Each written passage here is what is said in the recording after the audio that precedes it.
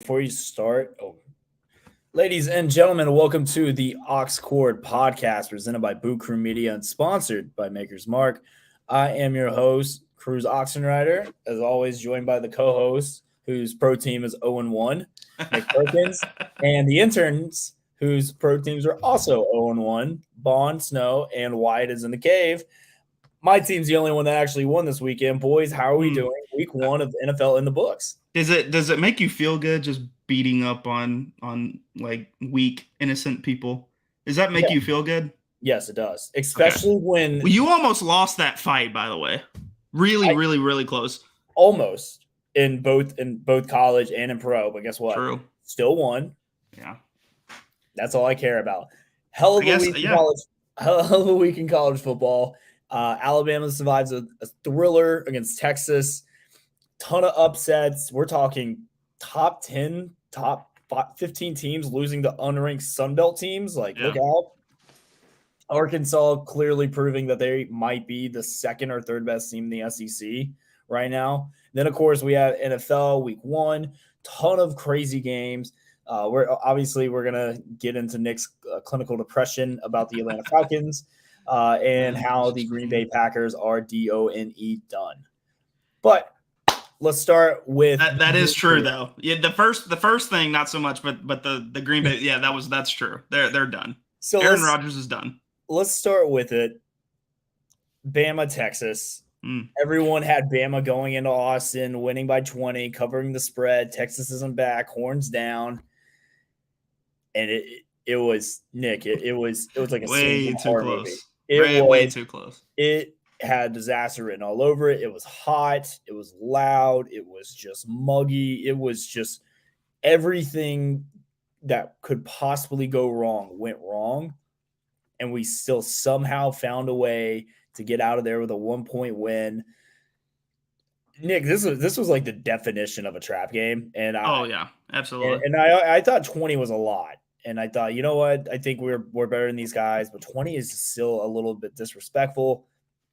I'll tell you how cold I am. I thought it should have been 30.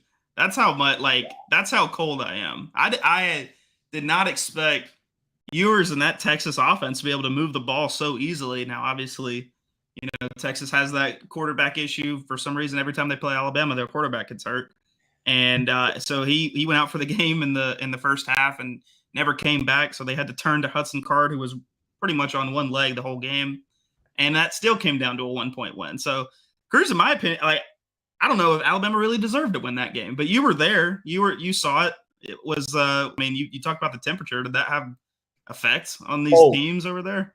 Nick, it felt like 100 degrees, by the field. We were probably 20 rows away from the field, and I can honestly say I don't think I've been to a game hotter than that. It was just so uncomfortably hot where the sun was just beating down on you, and I can't imagine how hot it was on the turf. I mean, it was just not a good environment to be in. That game should have been a night game. It should have been a night game. Just for the safety of the people. Yes. I mean, I can't believe they didn't have an issue of people passing out in the stands. They did actually. So there were people passing out in the stands. There were people dehydrated. I mean, dude, I was drinking as much water as humanly possible. Even though they did beer too. They had beer in the stadium. I partaked in a few, not gonna lie, but the game was hot. But let's talk about the plays. Bama, first drive of the game, goes down, kicks a field goal. All right, 3-0. Texas immediately answers right back. Honestly, they should have scored a touchdown. Their receiver Worthy drops an easy touch. I shouldn't say easy, but he usually makes that catch 9 times out of 10. Yeah.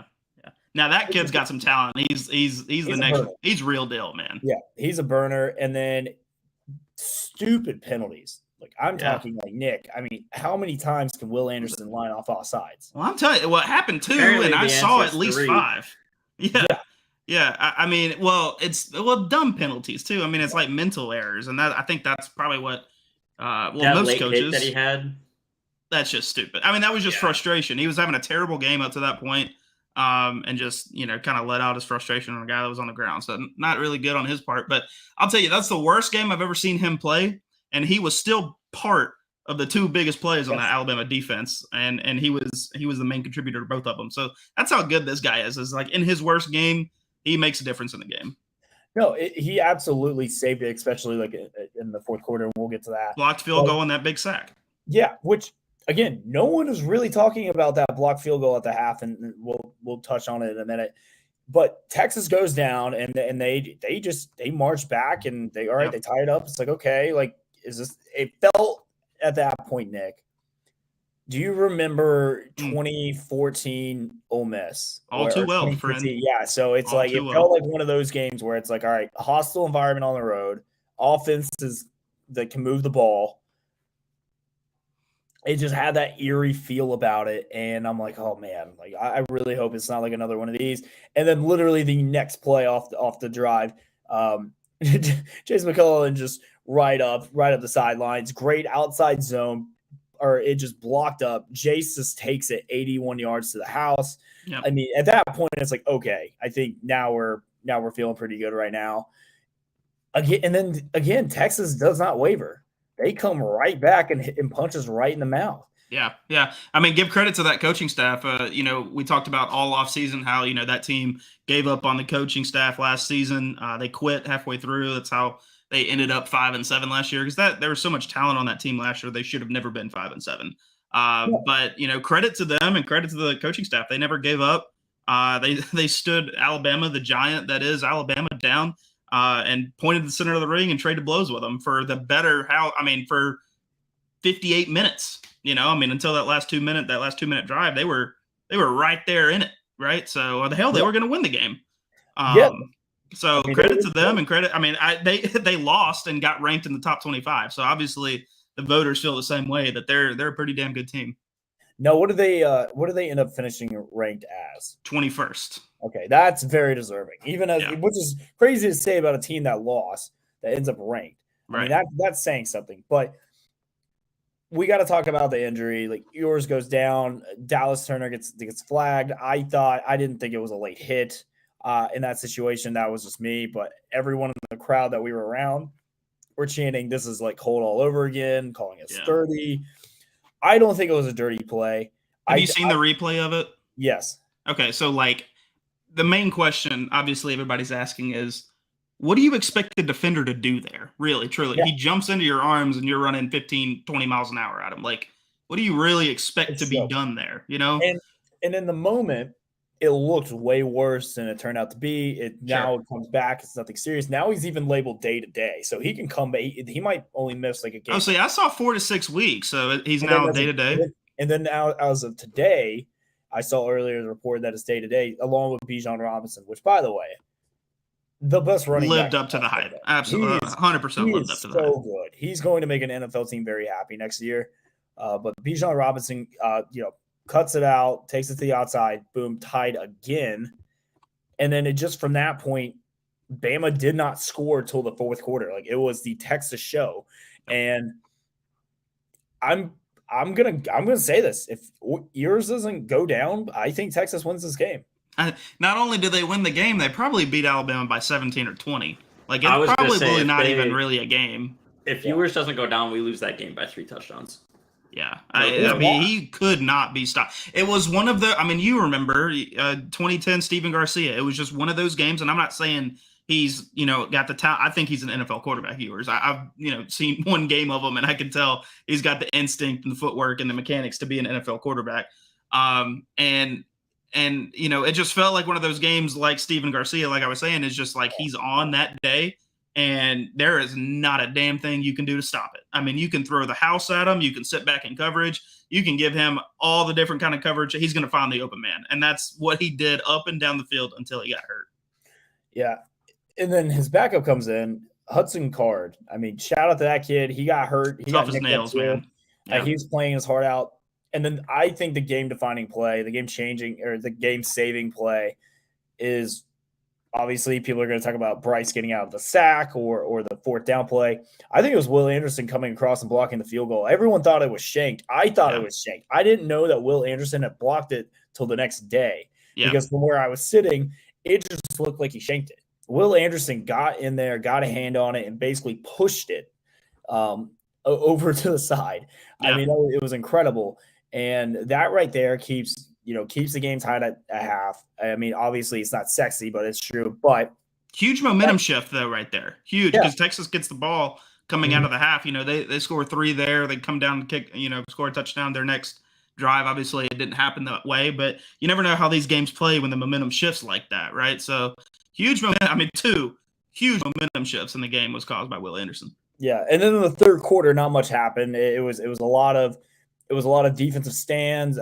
Burt Auburn, which by the way, I hate the fact that Texas kicker's last name is Auburn. The universe was literally telling us that we were supposed to lose that game just by that simple fact alone. And then the play that everyone's gonna just lose their mind over was the safety, or the so-called safety. And Nick, I'm not gonna lie, I thought because you couldn't, it was so loud, you couldn't hear what the call was on the field, and then you hear that it was targeting. And you had no idea what was going on. I'm like, how is that targeting? Even like I'm looking up at the jumbotron, I'm like, there's no way that's targeting. No. And then when they said it's 4th down and not a safety, I lost my mind. And then to go back and look at the replay, he's not down. And someone had actually broken it down. Jace McClellan is in the vicinity where he threw it. His hand is actually keeping himself up. He's not technically down, and he still threw the ball away. He was never down. I'll say this about that call. I think, obviously, with replay and all of that being said, it was the correct call to make on that play, right? And it's incomplete pass, not a safety, not targeting, nothing, just 4th down. We're going to play the down. What blows my mind about that call is you called it earlier. It's a hostile environment. It's loud. It's hot. That is an insane call to make on the field in a hostile environment. I can completely, exactly. I don't know how that man makes that call. I truly don't. I mean, as an Alabama guy, I don't know how they make that call. But I mean, fair play to them, because if he does anything else, you can't go to replay and take a flag off that. You can't take that off. You know what I mean? It's on the field. It's got to be called. So he had to make that call, and then they went to the replay. That's a crazy, crazy call to make on the field.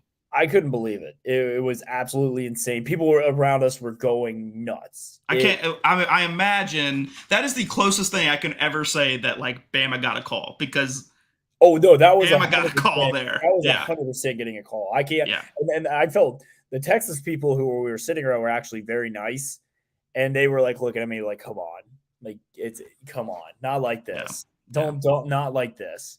So.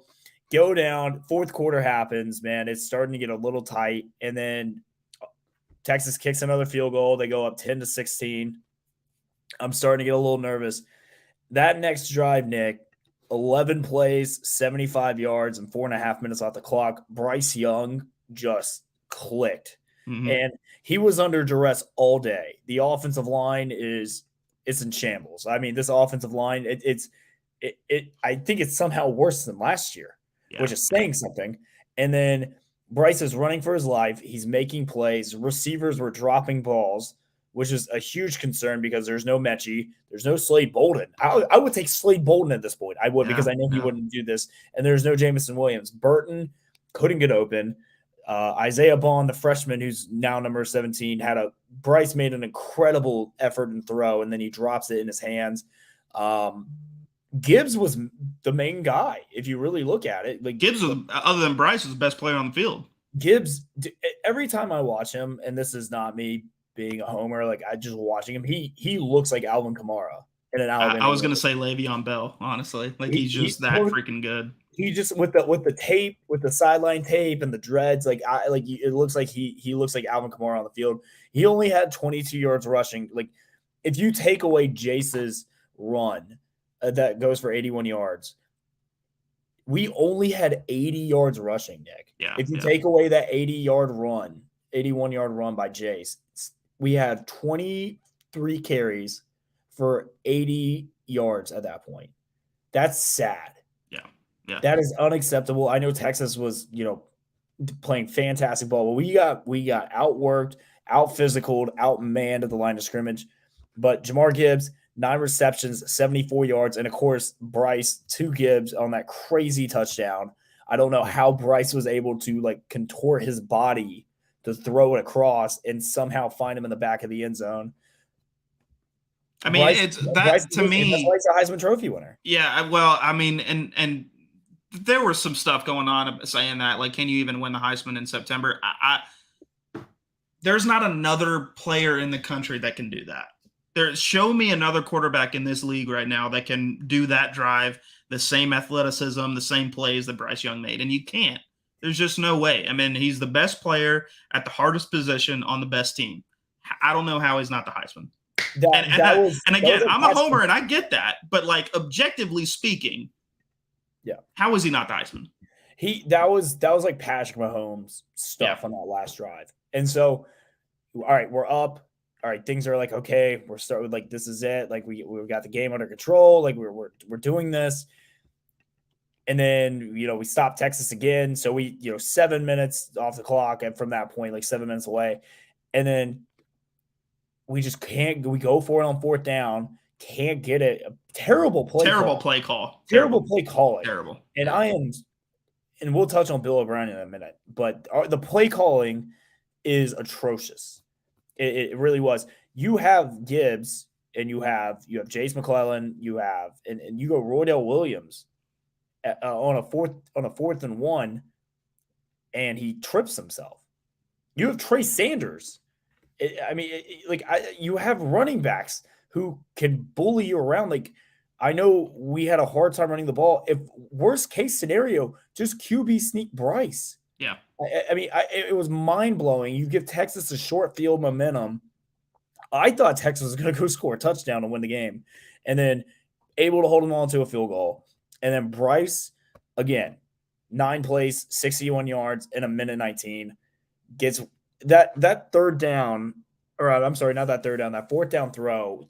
I just had anxiety. Yeah. So much anxiety. And then the break out of that sack in the last drive was that we're going to look back at the season. That could have been Bryce's Heisman moment. Because that is a Heisman moment type play. You take that sack, tough to imagine that you get back in the game. You take a timeout there, momentum shifts completely.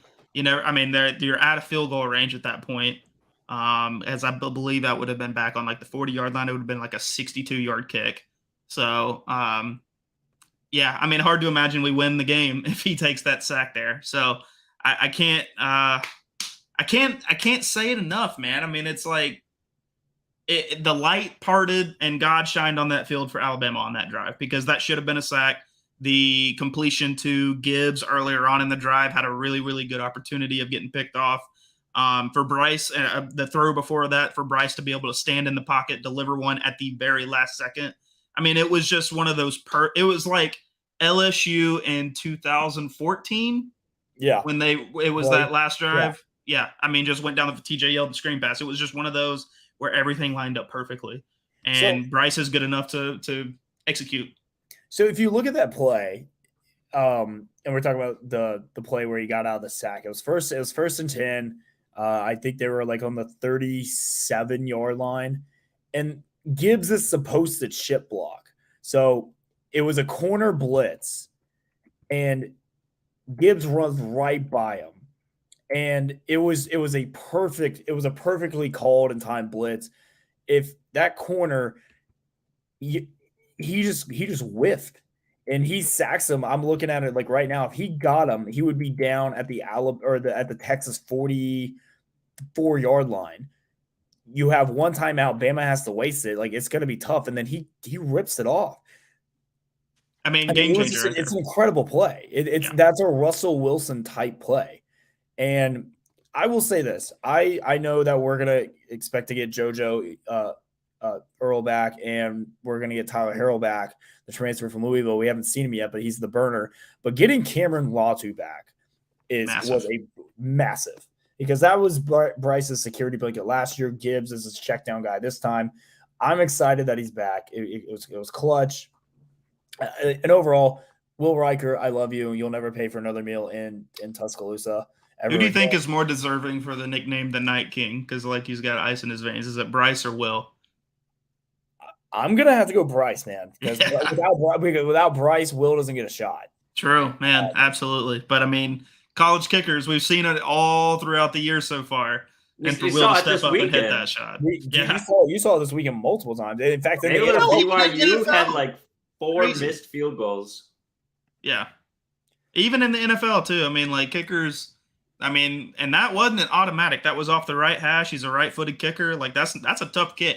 You know what I mean? And I even saw Texas, the people that are supposed to throw up the net on a field goal, they were doing it late, so he had like a moving background, so he'd lose focus. So like pretty classy there, Texas. But that whole it was. They were doing that intentionally, but it is what it is. They turned the AC off in our locker room too. We had to bring our own AC units, and that doesn't shock me. That doesn't shock me. So we escape Austin with a win. It wasn't pretty. We win 20-19. Look, a lot of people are going to talk bad about this game, and they're going to talk how we underperformed and we didn't live up to the hype. And I can't argue with that in some cases, but I think championship teams overcome when they get battled with adversity. And this is a definition of it. Like Texas played LSU tough in 2019 and they found a way to win. Yep. And LSU went on to win a national championship, and no one thought it was like they kind of wrote them off of the water. Last year against Florida, won by 2 in the swamp, loud, hostile environment on the road. In September, it was hot, and we survived that. And then guess what? We were still fine. Went on to win Auburn last year too. Just one of those games that you survived. Arkansas, SEC championship game against Georgia, down 10-0. Like good teams who get battled and pushed around and punched in the mouth. The good ones punch back, not lay down and die. Like Bama could have laid down and lost this game. And then at that point, you're like, wow, Bama lost the game in September. When's the last time that happened? Yeah. It's one of those things. But I have a lot of respect for what these guys did, especially Will Anderson making a huge sack on 3rd down, Bryce playing out of his mind at the end, and Will Riker making that kick. The funny thing was, and I'm sure everyone's seen it too, is Nick Saban say, "Don't do that shit with the Alabama players cutting it out. We did not deserve the showboat." Yeah. I even put out a tweet. I was like, as like an Alabama guy, this is kind of embarrassing. Like there are times to do horns down, and I love horns down because I think it's hilarious. I did a lot of it this weekend. I'm sure. But you remember the guy, the baseball? I think he was like Texas State or something. He struck out the side to end the game. And he like horns down right at the Texas bullpen. Yes. I don't know if you remember that video. Electric. That's when you do horns down, is when you do some crazy shit like that. Yes. Like to survive the game, win by 1, probably should have lost as 20-point favorites. Granted, it was on the road, but still, like that is not the time to be doing horns down. Now, I'm not a player. They're out there playing. They can do whatever they want to. That's just the opinion of a guy that watches. I will say, though, if Will Riker would have hit the kick as time expired, that would have been a perfect time to do it. Oh, yeah. If he would have turned around and horns down, paint that picture for me, because I'm hanging that in my office. It would have been amazing. What is that? Daniel Moore does those paintings? Yes. Oh, my God. If we got a horns down Daniel Moore painting, that'd be awesome. Yeah. So I will say this, though, to in this game, because I know we talked about it a while. And Georgia now takes over the number 1 spot in the polls. Bama decides to 2. Deservedly so, I say. Yeah, I would say so. I was shocked we were still at 2. I was kind of expecting to possibly be at 3 with Ohio State moving up after. But I think the reason why they didn't is because of Notre Dame losing to Marshall, of then struggling with a team like that. So I think that's the only reason why that we're 2. I will say this. Austin is electric, and I love the fact that Texas is joining the SEC now. Really? Austin is a fantastic city that I think rivals Athens as far as a college town goes. 6th Street is electric. I love the food, the culture. The stadium is fun. The fan base is great. Just no more 11 a.m. kickoffs in Texas in the middle of September will be okay. But after this weekend, Nick, I'm happy that Texas is joining the SEC. Yeah, well, I mean, I don't want games to be that close, especially if they're in the SEC West. You got to play them every year, but I think Sark's got them on the right path. I think they can be a national powerhouse team again under Sark. They just got to give him time. Ewers is a great quarterback, so they've got him for a long time. And again, that Worthy kid is an NFL talent playing right now. I mean, he's got NFL speed. He's got Tyreek Hill, Jalen Waddle speed. So they're in good hands with Sark, and like you said, like just happy that they're joining the SEC. SEC should still be the premier conference, even with USC and UCLA joining the Big Ten. So that's good. So I know we kind of went on a little tangent about that, but obviously that was the big game. The second biggest game we have to talk about, and it is the funniest game because the state of Texas took nothing but L's this week. Oh man, yeah, they really did. Dang. Texas A&M paid a school over $1 million, $1.5 million, $1.5 million to a Sun Belt team that goes by the name of Appalachian State, who is known for upsetting big ranked teams in their own stadium. The Mountaineers go into College Station and they beat Texas A&M down. And honestly, the score was a lot closer than the game actually was. Very true. Appalachian State tried to give that game away. But shout out to the Mountaineers for upsetting Texas A&M, who I told you in the beginning of the year would be the most overrated team, and they would go 7-5 or 6-6.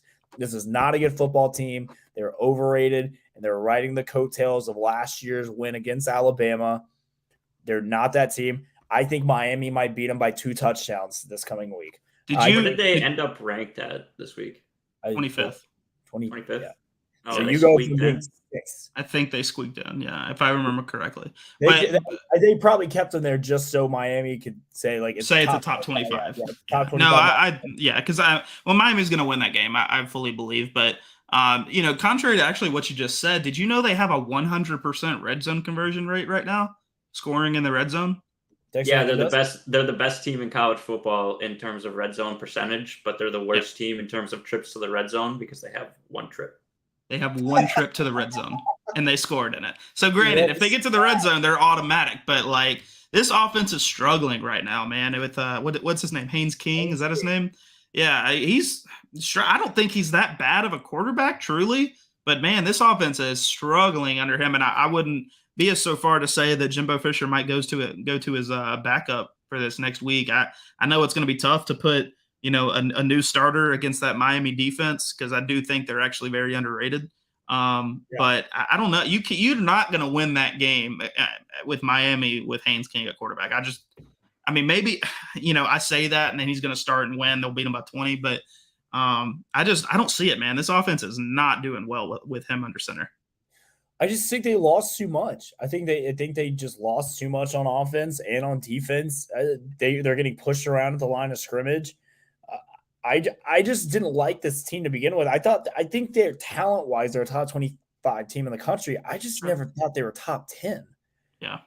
Well, they put a lot of value in that Alabama win last year. Truly. Class that's not even playing yet. Right. Which if a recruiting class was so good, you would think they'd have a couple of true freshmen out there. You know what I mean? If they were that legit, they don't. Well, it's funny you say that. So a friend of ours and a friend of the show actually sent us a tweet, and he actually wanted the detail about it. So Alex Brim tweeted this out. Texas A&M recruited 7 top 100 players for their front 7 last year. Despite being on the field for 40-plus minutes and 87 plays, none of them recorded the snap rate over 40%, and 3 of them did not see playing time at all. Yep. They are literally paying for players just so no one else can have them, and they're gonna enter the transfer portal. That's exactly what. I wouldn't be shocked. You give people that talent, no playing time. Granted, Nick Saban has a little bit of a repertoire of bringing in top talent. Eli Ricks, for an example, and them just riding the bench. But Nick Saban has the reputation. Alabama has the reputation. They can do that. They have the reputation. They can do that to people. Jimbo Fisher, what did they go last season? 5-7? No, 7-5. 8-4. They went 8-4 last year, and you're going to bring in all that talent and then have them ride the bench. And like you said, you called it. They're going to transfer. I wouldn't even be shocked if some of them come to Alabama. Doesn't he have a worse record over Earth through the first 50 games than his predecessor? Kevin would Sumlin? Not be shocked. Yeah, Kevin Sumlin was actually a pretty good coach. Yeah, I think he went 35-15, and Jimbo's 34-16 right now. Yeah, Jimbo Fisher doesn't have a ranked win on the road as an A&M head coach. Not one. He is Alabama winning that game last year away from being on the hot seat. Truly, I believe that. I could, yeah. I mean, like if Alabama wins that game and they go 7-6 last year, and then they lose to Appalachian State in week 2. What is this, year 3 for him? Is that right? No, his first year was 2018. Okay, so way longer than that. Year, whatever it is. But I would not be shocked. I mean, granted that didn't they give him like a 10-year contract or something crazy like that? I mean, like they got the money to buy him out, but I would not be shocked if he was on the hot seat. Truly. I've got a correction from Wyatt. Jimbo's first 50 games were 35-15, and someone's first 50 were 36-14. Oh. And his buyout is $95.6 million. God almighty, dude. So they're trapped. They can't do anything. They can't do anything. They gave him the world just to come there. Oh, yeah. I don't, dude. If he burns that program to the ground like he did Florida State, wow, that is going to be tough for them. Speaking of buyout, do we want to address the elephant in the room out of the Big Ten? Nebraska. Yeah. So Nebraska head coach Scott Frost, apparently, who was supposed to be the savior of Nebraska football, he took UCF to a quote-unquote national championship in 2017 with a Peach Bowl victory over Auburn. I just like mentioning that. And he is fired after losing to Georgia Southern. Nebraska lost to Georgia Southern. His buyout was $15 million.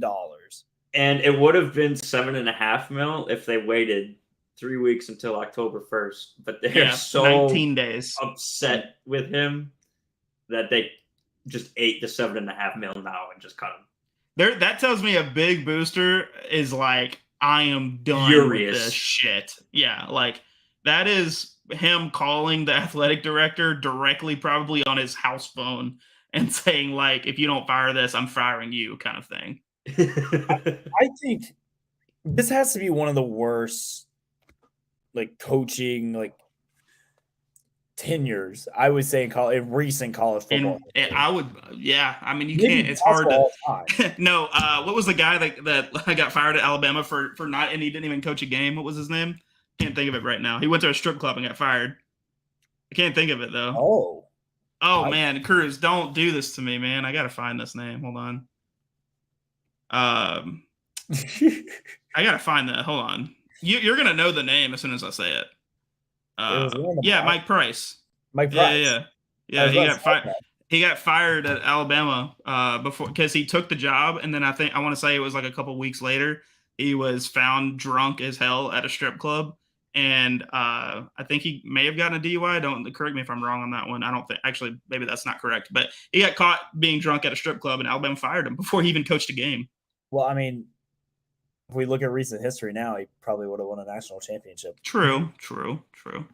I mean, come on. I mean, why at that point? Why not just let him? Let's see how it goes for a season. Kind of a baller move, actually, to go celebrate at a strip club. But my gosh. But my thing is that I think it was just a colossal failure. Like Nebraska is one of these jobs, and we don't really appreciate historically Nebraska, unless you're a Big 10 guy or a Big 12 guy. Like you don't appreciate, like Nebraska was the Alabama of, he won 3 out of 4. Like the 70s. Well, it was the 90s. It was like the mid 90s. They were really good. They were good in the 70s, 80s, and 90s. Like they were, even the early 2000s, they were good. Like the Dominican Sue, I mean, was just like the best defensive player I think I've ever seen as far as a nose guard goes in college football. I mean, and now he's got people being like, "Hey, I want to coach the team." Nebraska is a big time job, but my thing is though, I don't think anyone's going to want to go and coach there because it's not a good place for recruiting anymore. You play in one of the hardest conferences in college football in the Big Ten, and I think they're stuck in the past. Like I don't know, like Nick, if you had your pick, realistically, you're Nebraska, you're making a phone call. Who's the first guy you call? Realistically, who would actually try? You could actually get? Man, dude, the first report that I saw that they were looking after was Iowa State's head coach. I could see that. I would be making a call to Bill O'Brien at Alabama.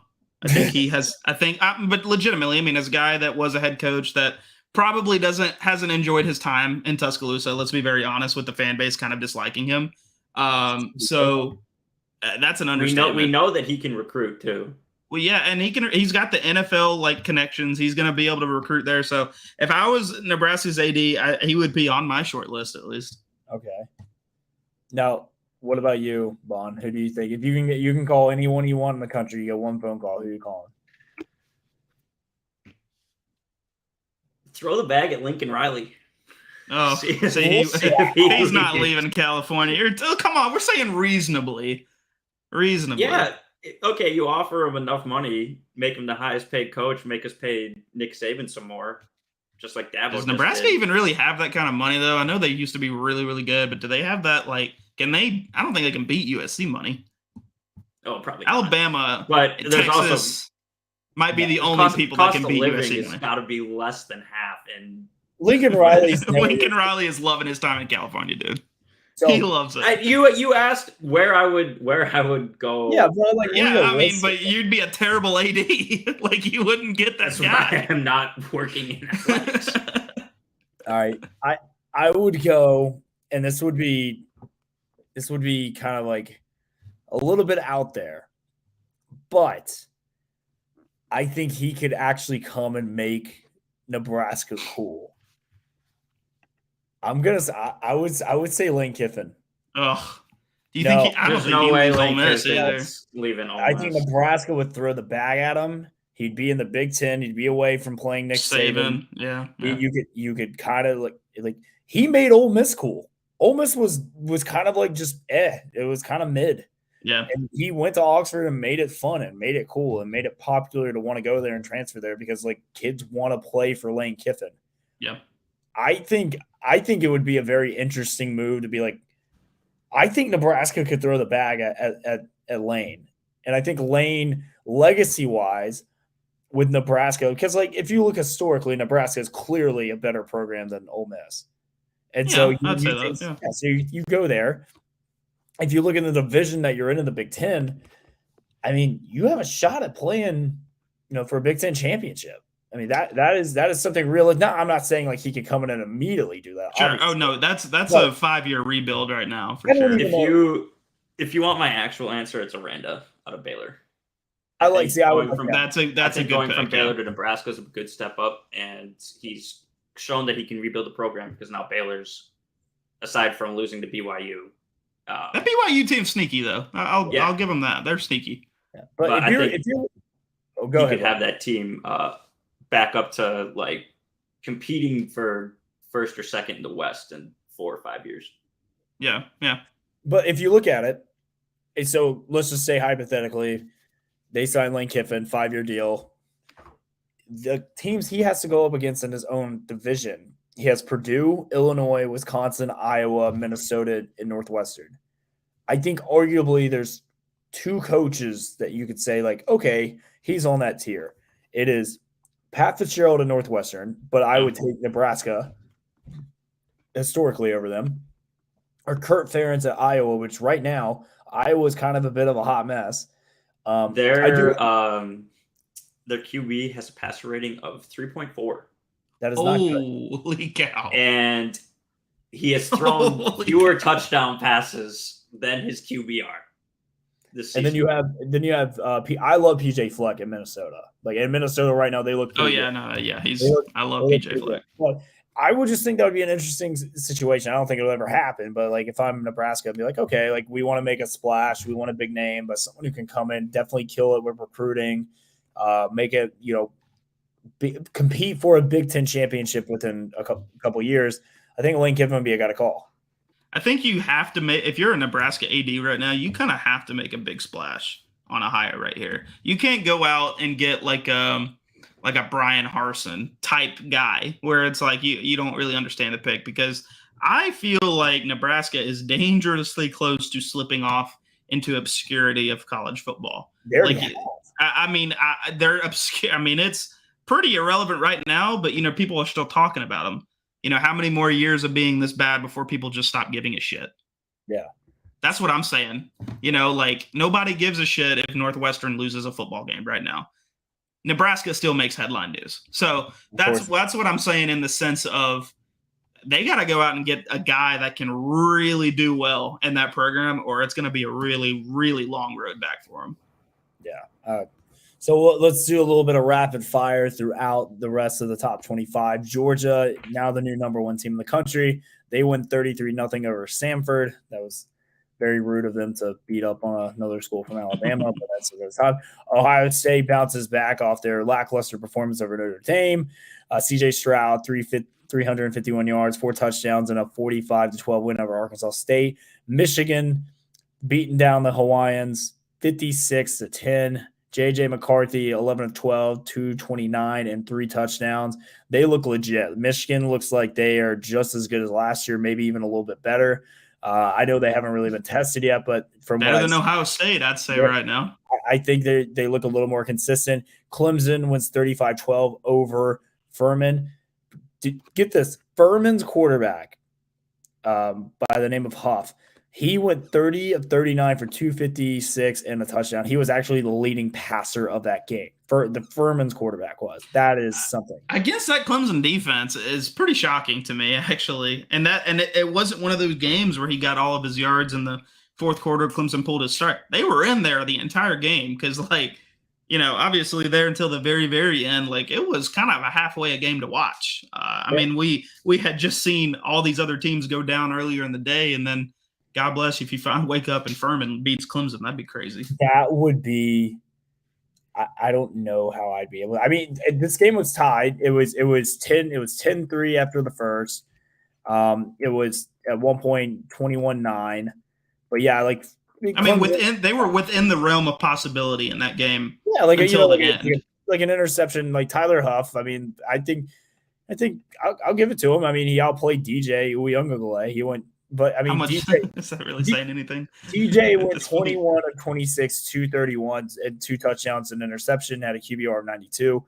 Cade Klubnik, 1 of 4, -2 yards.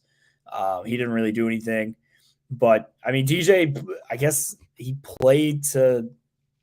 executed where he was told to. So I mean, they won the game, but it wasn't impressive. I wouldn't say it's impressive. I mean, to only beat Furman by 23 points at home. Yeah. Not that NC State game's looking really fun here in a couple weeks. Yeah. I mean, hey, don't sleep on Wake Forest either. Sure. Oklahoma wins 33-3 against Kent State. Dylan Gabriel lighting it up, 3 touchdowns to the air. Marshall, the Thundering Herd, go into South Bend, Indiana, and upset the number 8 ranked team in the country, 26-21. Boys, the Notre Dame to the playoff dream is officially dead, and it's only September. It's September. It's week 2. I'm so tired. It's so great. They might not make a bowl, dude. They might make a bowl. Yeah. Or they might not make a bowl. Excuse me.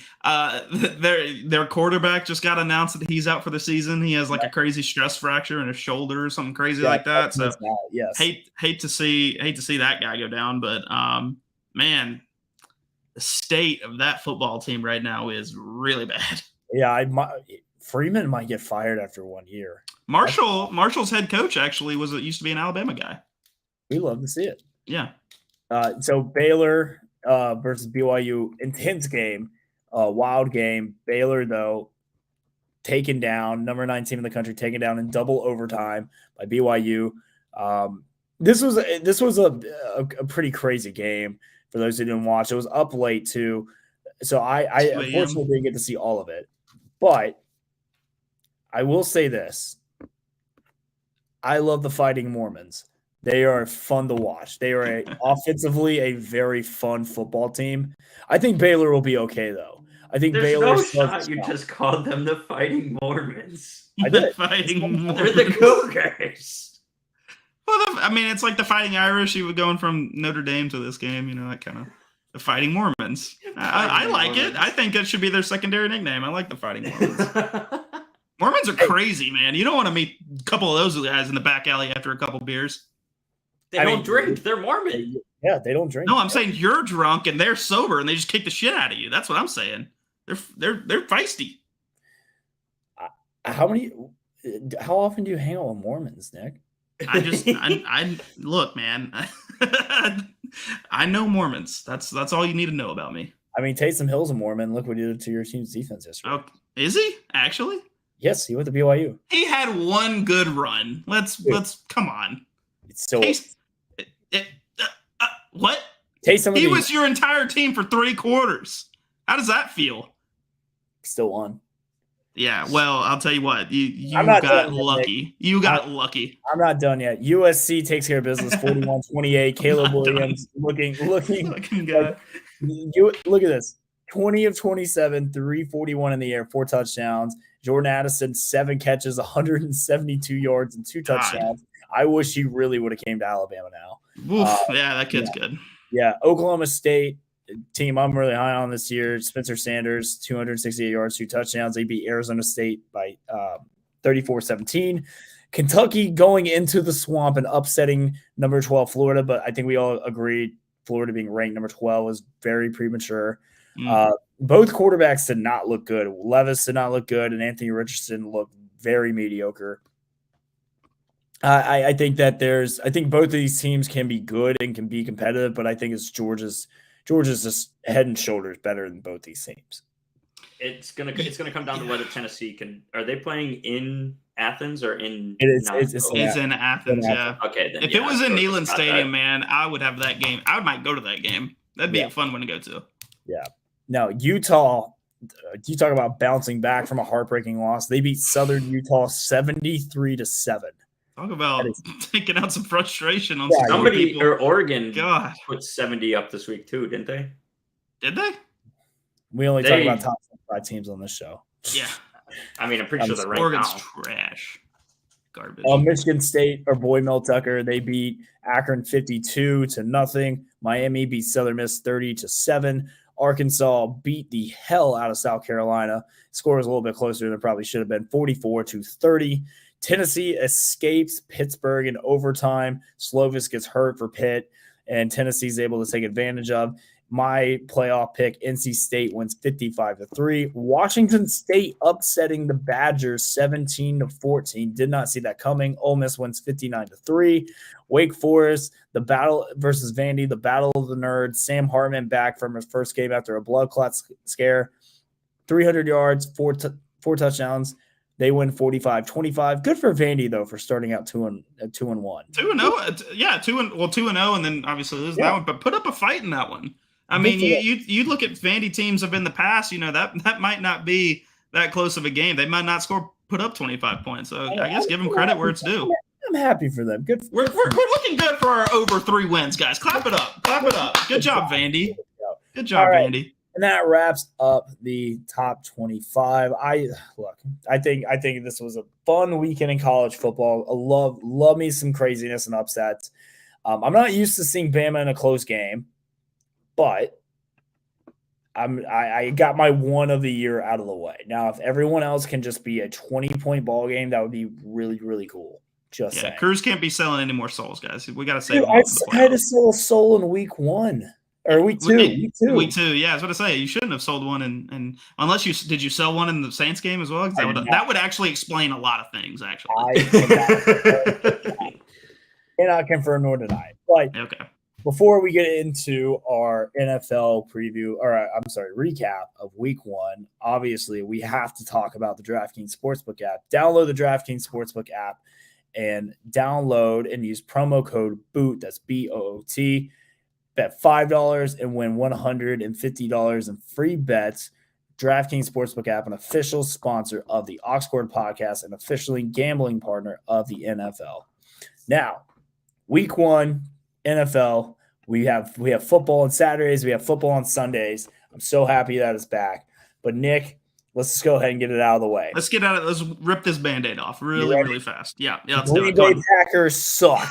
They do. The Aaron Rodgers is washed, dude. All that whatever heroin shit he's got his girlfriend or wife is shooting up into this guy made him a terror. I drafted him in fantasy. I followed your suit on that. Negative points this week, Bond.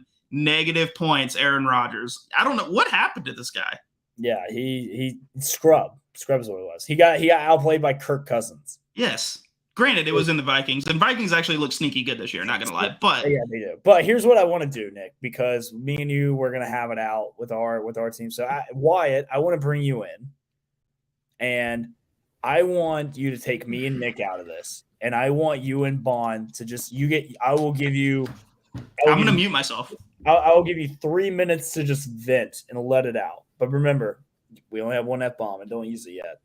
Why can't we use it? Because Nick because the Falcons. Why? Come on, man. So I'm going to be quiet. Nick's going to be quiet. And I'm just going to let the two Packers vent for a couple minutes. Bond, you start it, my friend. I mean, I said it last week. I was not very high coming into this game. Our defense got torn to shreds by Justin Jefferson. He is probably going to be the consensus wide receiver 1 for the rest of the season. So to whoever took him in fantasy, good job. Congrats on having a high draft pick. Congrats. He won you your game this week. Oh, I'm playing my cousin's girlfriend right now, and if Russell throws like one more touchdown pass, I'm going to beat her. Nice. I don't understand our defense because coverage on Justin Jefferson, we had Eric Stokes, cornerback 2. Not great, but reasonable. Cornerback 2. Jair Alexander is on the other side of the field. Whatever. Quay Walker, the rookie linebacker out of Georgia, that's a mistake. Nobody, because there was that one play that there was no one within 10 yards of this. There were multiple plays where he had like 15 yards of separation just for no reason. We should not be running zone coverage against Justin Jefferson. No. I don't know whose decision that was. Darnell Savage and Adrian Amos, you don't put safeties on Justin Jefferson, and especially not a bad safety and a 30-year-old safety.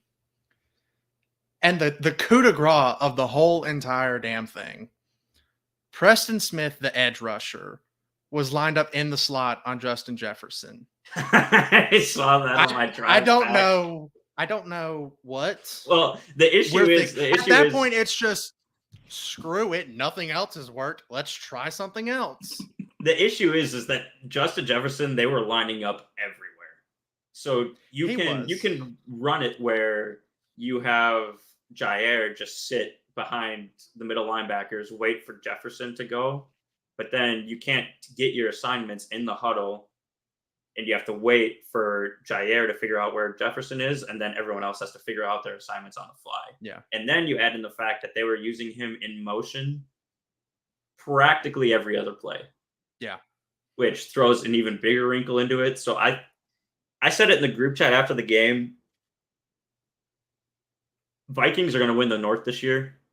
And hopefully we can figure out our wide receiver situation before we get locked out of a wild card spot, but I think we're lucky to sneak into like 5 or 6 at the wild card. I won't go quite as far as to say we are doomed, because there were some good flashes. That first pass to Christian Watson, literally, if his hands are not even 2 inches closer, that's a 75-yard touchdown on the first play of our drive. So that changes the whole momentum of this ball game. Just off that one play. Now, granted, one play does not win you or lose you the game, no matter what. But even still, Romeo Doubs flashed a good bit. Robert Tonyan looked good. And if we ever get David Bakhtiari and Elton Jenkins back, the offensive line will be figured out. But we got to get Aaron Jones and A.J. Dillon more touches. The only reason we scored that game was because of A.J. Dillon. And I think you and I were both correct in saying that A.J. Dillon is going to be RB1 by the end of the year. I had a bold take at the start of kind of preseason time, but I put out on Twitter somewhere that A.J. Dillon will be RB1, but he will be the starter in the playoffs for the Packers. If you make the playoffs. Ooh, you really had to unmute. Yourself. You had to unmute for that, man. For that, yes, I did. No, I really do think the Packers are still going to make the playoffs. You get easy wins against Chicago. You get easy wins versus Detroit. You'll split with Minnesota because you get them. I wouldn't say easy. Dog. Bro, the Bears beat the Niners yesterday, and the Lions looked pretty good against the Eagles. I would not say easy. Your quarterback is Justin Fields. Your wide receiver 1 is Equanimeous St. Brown, who was wide receiver 5. Moody. It's Darnell Moody and Equanimeous St. Brown are your starting wide receivers. Jones steps up, and he'll be wide receiver 1. I think Chicago is probably an easier win than Detroit. I think Detroit actually has some pieces this year. The quarterback is Jared Goff. It is, but he didn't play horrible. I saw Jared Goff lead a team to a Super Bowl before, and then when they have T.J. Hawkinson, they have DeAndre Swift, and when Jamison Williams comes back, I'm just saying they can make some points. There is a massive coaching difference between the Rams and Sean McVay and Dan Campbell. I love Dan Campbell. That is a massive coaching What we're not going to do, Wyatt, is we are not going to speak bad about Dan Campbell on this podcast. Look, MCDC, I absolutely love the guy. He is electric. He has won me over on Hard Knocks. Love the guy. Sean McVay is a much better head coach. Super Bowl champion from the New Orleans Saints. I will say, Dan Campbell watching. Yeah, that's right. I forgot about that. After watching the Lions yesterday against the Eagles, DeAndre Swift is going to be fantasy's RB1 this year. He's so good. He terrifies me. He's so good. Yeah. So all right. I still think the Packers win 10-11 games. All right, now you two go at it. I'm going to mute myself. Yep, I'm going back to the cave. You two go ham. I'm really curious on how we should go. Should I be the depressed or should I be the dick? Which one should I be? It's up to you, man. It's how you feel. How about a little bit of both? Because I'm feeling both things right now. To tell you what, Nick, because I'm feeling generous, I will let you go first. Okay, all right, I'll go first. It's the age-old story with the Falcons, man. It's like we have good pieces, some good talent that's a little bit under the radar. They're not superstars, but we're paying them pretty good money, and they're producing on the field. For the first time, and I want to say since 2017, the Atlanta Falcons actually had a pass rush. I mean, for the first 3 quarters of that game, Jameis Winston was running for his life. And I would even go as far as to say, even without your all-star, all-pro left tackle going to Tampa in the offseason, this is a pretty damn good offensive line that you guys have. And we were throwing them around kind of crazy.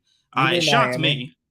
What? You mean going to Miami? What did I say? Tampa? What did I say? Tampa Bay? Yeah, he went to Miami. Apologies. Yeah.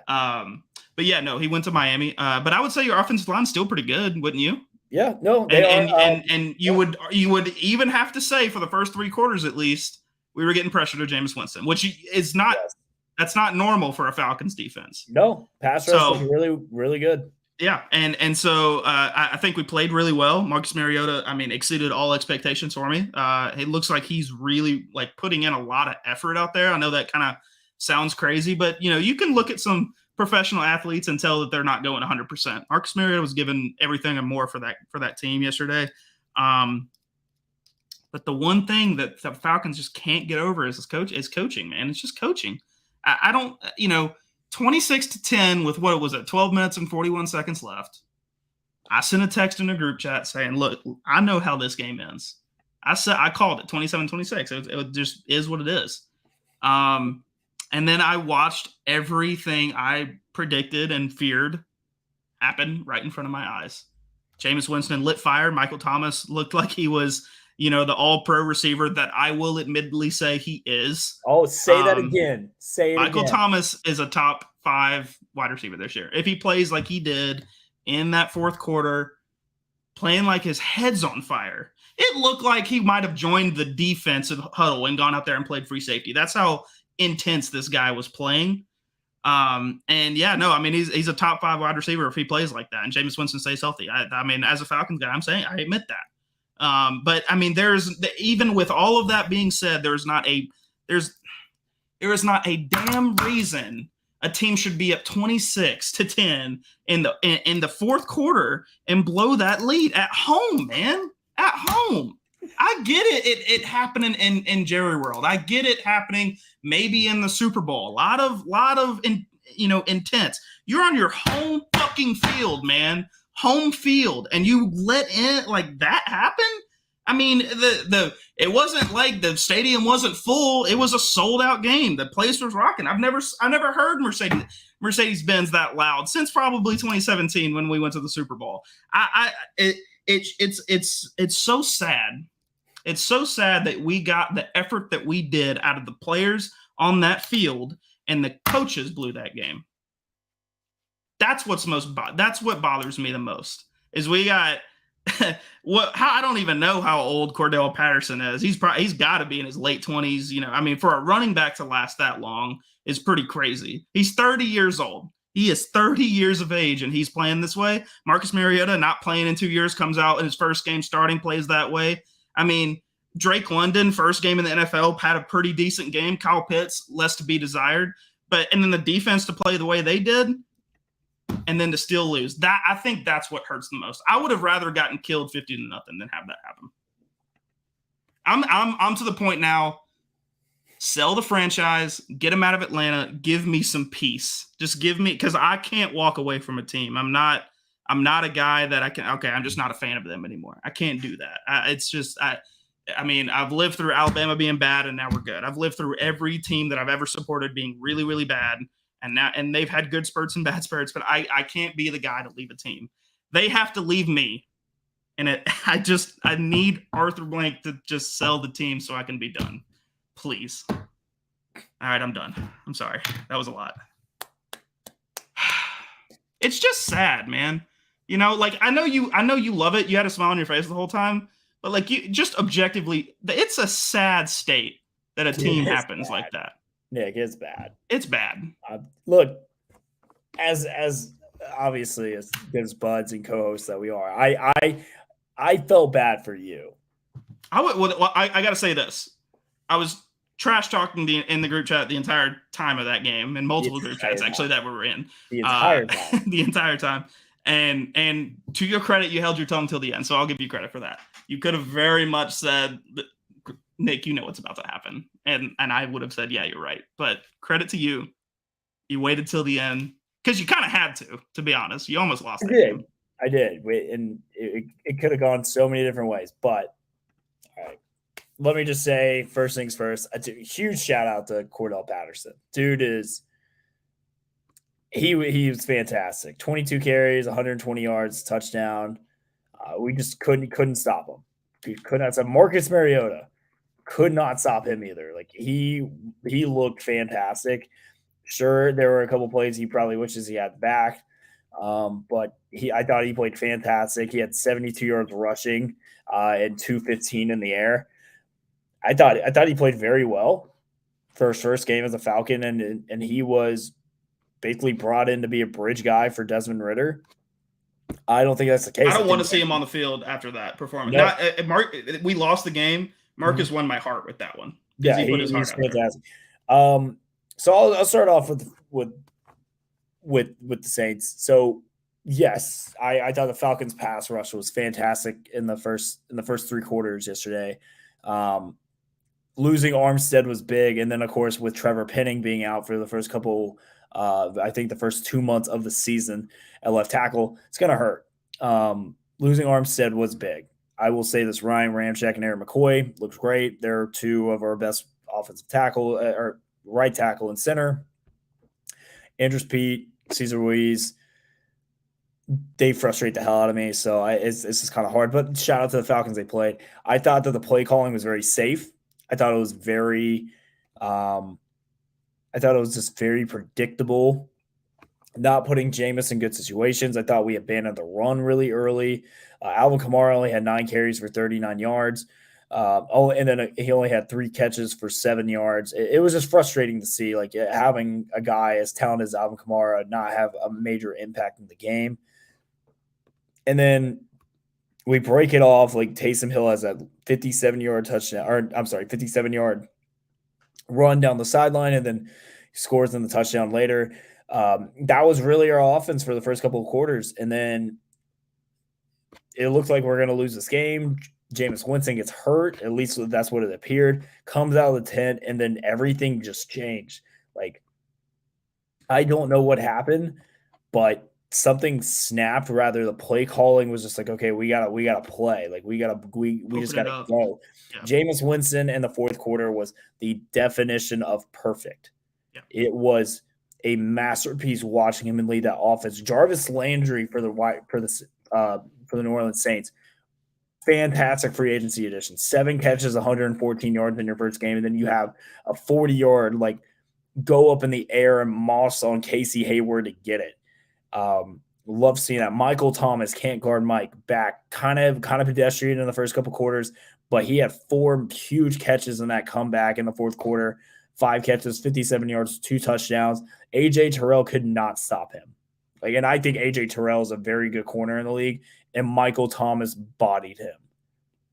Chris Olave, the rookie, had some big plays, 3 catches, 41 yards. He had a big 2-point conversion as well. The defense the defense been a lot. And it's not because they're not a good defense. It's because the offense just could not stay on the field, and they were just exhausted. And Marcus Mariota is a very athletic quarterback, a lot of running outside the pocket. That's not going to be the case next week when they play Tampa. They were on their toes the entire game. Pete Warner, 13 tackles. I was very impressed by him. I was very disappointed we didn't get any sacks, but we did get a lot of pressures on Mariota. I think this was a good wake-up call game. I'm not happy about how we played, but I think that this is an eye-opening experience. I think we can see how dangerous this New Orleans Saints offense can be when they open up the playbook and let Jameis do what he does best, which is throw the ball down the field. The reason why the Saints struggled from 2019 and 2020 is because Drew Brees was just dinking and dunking it, and it just wasn't working anymore. We brought Jameis in. We got these wide receivers. Let's use them. I like how we responded. We could have easily laid down and died, let the Falcons win by 20, and then move on for Tampa Bay. I thought that it's same thing with Bama. Good teams overcome adversity. They could have laid down 16 points in the fourth quarter, and then Will Lutz, first game back from missing all of last year, hitting a huge field goal. I just thought it was a great game. But I was about to lose my mind, Nick, because I thought we were about to lose this game when Marshawn Lattimore committed the stupidest penalty of all time. Yeah. I thought it was, I genuinely, and I thought the game had just flipped when that came out. Okay, I'm going to put you through a little bit of a scenario right here. Okay. That penalty happens. Atlanta goes down, kicks the field goal, wins the game. Mm-hmm.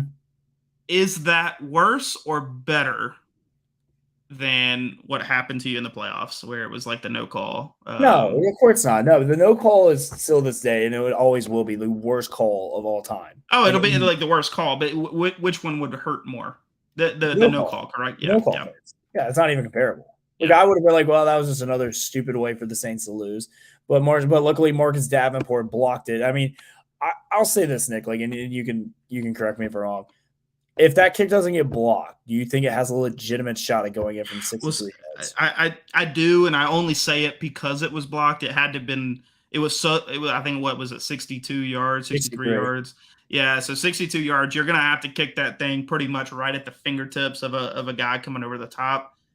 There's no way you can sky that one, get it over the wall, because it's just not gonna have the leg. But solely because it did get blocked, I will say it would have had the leg to get there. It's just the only question was, would it have been on target? All right, I'll give you that. Well, it was a fantastic game. I saw some things I really liked from this team. I saw some things that desperately need to change. But overall, Nick, I was actually kind of impressed with the Falcons. I thought they looked good. It was one of those games where, I got my heart ripped out again.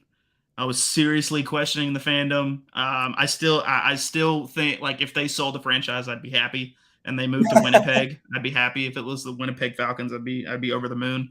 But I mean, it's one of those where I was going into the game feeling like we were going to lose for sure, and we showed up. I mean, Marcus Mariota played out of his over what I expected him to play. Defense played it better than what I expected. I think we probably have the best kicker in the league, and I'm including Justin Tucker in that. I think Our kicker is legit. He's been legit for the last 3 years. He's top 5. Yeah, he's very, very. I mean, especially for fantasy. He had 19 points in fantasy. He's the kid's legit. And we got him for a long. It's crazy that he's the best number 7 to ever put on a Falcons jersey. That's not even remotely true. That is true. That's true. You're not no. That's true. Michael Vick, do not. Michael Vick didn't play for the Falcons. What are you talking about? Yes, he did. Nick, don't even go there.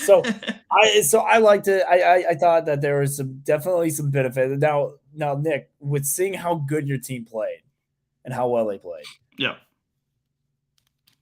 Do you still want them to tank for Will Anderson and Bryce Young, or do you want them to actually compete this year? No. I think just by the nature of the beast, we're gonna compete in games. I think we're better.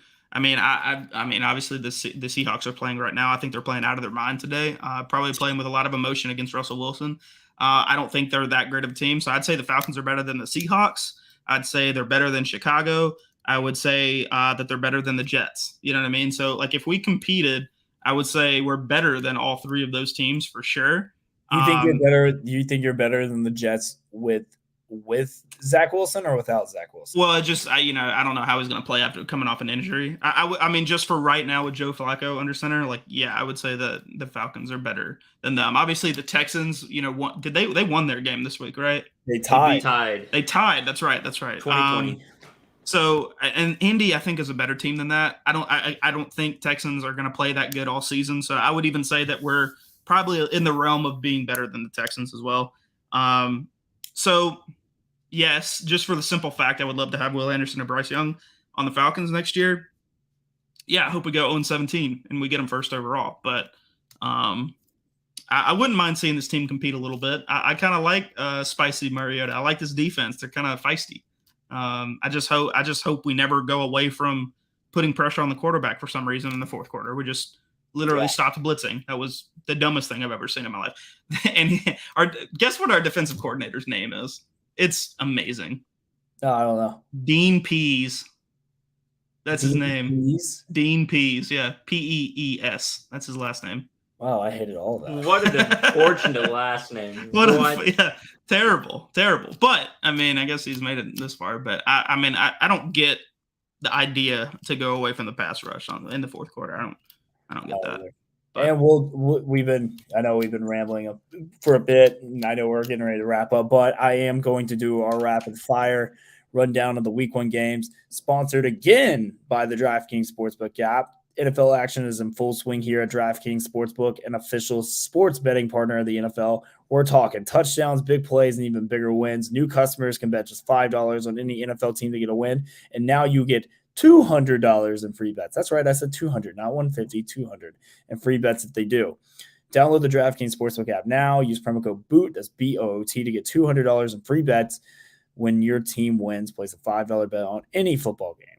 DraftKings Sportsbook, the official sponsor of the Ox Court podcast. Boom. 2 DraftKings reads in 1 podcast episode. That's how you know we love DraftKings. I'm telling you, DraftKings is the best book out there. And I mean, nothing really comes close. So damn straight. But Bills dominate the defending Super Bowl champs, the Rams, 31-10. Very sloppy game. And then Josh Allen was like, I forgot I'm good at football. Let me keep doing this. Cooper Kupp is still ridiculous. 13 catches, 128 yards. You buying into Matthew Stafford being a racist? Have you seen that, by the way? It's a complete joke. It's 100%. It's a complete joke. He targeted Cooper Kupp 17 times, something crazy like that. 17 times, X amount of times, and then targeted every other black receiver on the roster 20% of what he targeted Cooper Kupp, and the other white receiver they have on the roster. I don't remember what his name is, but. Well, okay then. That is news. You didn't hear that? That was it's it was all over Twitter. It was all over Twitter. I can't believe you didn't see any of that. The last couple of days have just kind of meshed together. That's fair. The Bears upset the 49ers 19-10 in a complete monsoon. Trey Lance is getting his first start, 13 of 28, 164 yards and an interception, but he did have 54 yards on 13 carries on the ground. Steelers win in overtime in a crazy game against the Cincinnati Bengals. Joe Burrow, 33 of 53, 338 yards and 2 touchdowns. Mitch Trubisky getting the dub. How many picks did Burrow have in that game? 4 or 3? I believe 3, if I'm not mistaken. I believe 4. It was. He had 4? I think he had 4. 5 total turnovers. Yeah, because he fumbled too. He did. He did have 4 interceptions. Wow, I did not. That's bad for. Are we still a Joe Burrow positive podcast here? We like Joey B. Okay, we like Joey B. All right, I won't talk shit then. Now this game was actually was a lot crazier than I thought it would be. Eagles survive a thriller against the Lions, 38-35. The Eagles had a 24-point second quarter. Looked like they were going to run away with it. The Lions would not go away. Jalen Hurts, 18 of 32, 243 yards, had a touchdown on the ground. A.J. Brown, though, 10 catches, 155 yards in his Eagles debut. Yep. Hell of a performance. I was very impressed by that. Patriots, Dolphins. This game was very hard to watch for me because my boy Mac Jones got torn apart because the Patriots' offensive line is garbage. Bill Belichick gave Mac nothing to work with. But on one positive spin, Tua looked good, 22 of 33, 271, and a bomb to Jalen Waddle to bring it open. Which has the best touchdown celebration of all time. Yes, it's like freaking penguin Waddle. How great is that? It's amazing. Have you seen his merch come out? Yes, it's awesome. The logo is fantastic. It's a penguin made, for those who haven't seen it, it's a Miami Vice colors, and it's a penguin made with a J and a W. It looks sick as hell. That's amazing. It's great. Ravens beat down the Jets 24-9. Joe Flacco was their quarterback. He went 37 of 59, 300 yards and a touchdown. Good for Joe Flacco getting 300. Jaguars against the Commanders.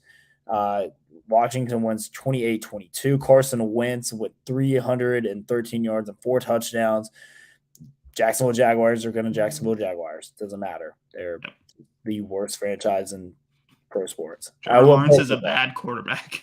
I mean, he's just not good. I'm sorry. Really not. The Browns go to Carolina, take care of business, win 26-24. Baker Mayfield, 16 of 27, 235, and a touchdown on the ground through the air.